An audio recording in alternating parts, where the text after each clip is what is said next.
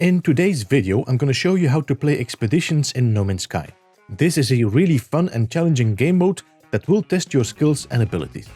No matter if you're new to the game or just want some tips and tricks on how to beat the Expeditions, I'm sure these tips will help you out. Expeditions is not a mission, but a game mode that needs to be chosen from the new game menu. The game mode is similar to normal mode, and it will start you off on the same planet as every other player. Rewards earned by an expedition are not limited to the expedition save only. Once you have unlocked the rewards, they are now available for any other save as well, old or new. To start an expedition save, you simply will have to start a new game and select Expeditions on the right side. A small banner at the top of this game mode will let you know if the expedition is running or it has been completed. If an expedition is available, it will show you how much time is left before it runs to an end. Starting an expedition save is very similar to starting any other save. It will start up with you having to initialize and having the cinematic pan while checking on your systems. Once you have control over your character, my advice would be to open up your options menu straight away and go to network settings and disable PvP. There is always one player that likes to fly around the planet and strafe newcomers. Depending on the experience you would like to have, you can of course adjust the other network options as well. I will add a more detailed video about this in the description. Playing expeditions with multiplayer enabled can be fun, and it's great to see many other players roaming around the planet, but it can also cause several issues. First of all, the game tends to crash more often with multiplayer enabled. Especially at the beginning of its release, Hello Games always seems to have to patch 1 or 2 bugs before multiplayer stabilizes again. Multiplayer also means other players are warping and discovering systems and planets before you. This can be extremely frustrating if some of the milestones are to discover a specific system. Another problem you might come across is the number of base computers that will be built all over the planets. Sometimes it's just hard to find an unclaimed zone to drop your own base computer. Disabling multiplayer at the start of your expedition can prevent a lot of these issues, but of course also loses the charm of seeing other players. Once you initialize the game, you will find yourself on a planet picked by Hello Games. As said before, when starting an expedition, everyone will be starting off on the same system on the same planet. Each of these players will be following the same path and also traveling to the same rendezvous points. Before you do anything, you should open up your expedition tab, check the milestones and see what rewards are for finishing them. Many of the rewards given for these milestones will serve you well in finishing other milestones or improving your journey. Sometimes a reward can be a resource you need to fix your ship with or build a technology with, which then results in completing another milestone. Be sure to read the description of these milestones as well, because details will be very important. Traveling the planet for 4000 U could mean on a creature, in an exocraft, on foot, during a storm, and so on. For example, when the milestone has to be done on foot, melee boosting and jetpacking will not count. Reading the small letters of your milestones can save you a lot of time and frustration.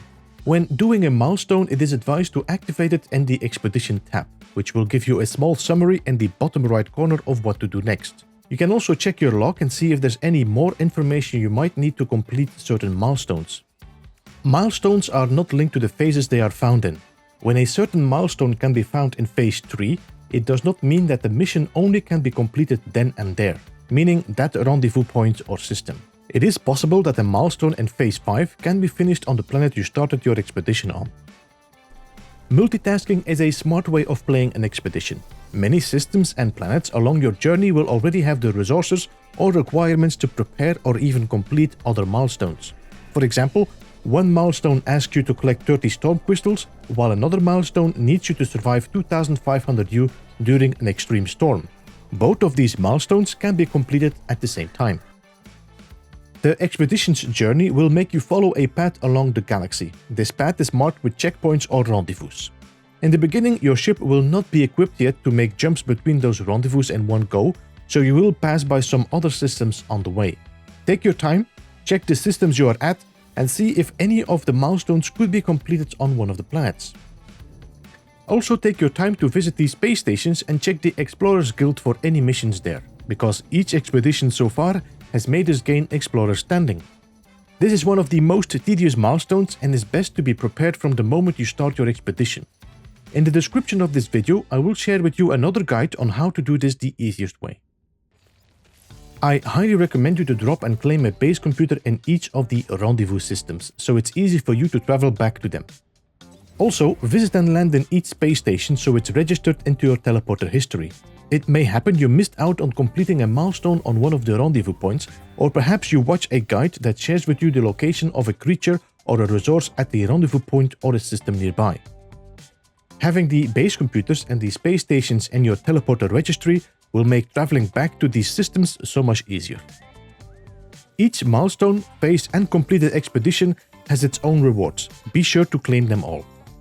Claiming the rewards can be done by simply activating the completed patch. After claiming the rewards for each phase and the final reward for the expedition, they will be stored with the Quicksilver Merchant.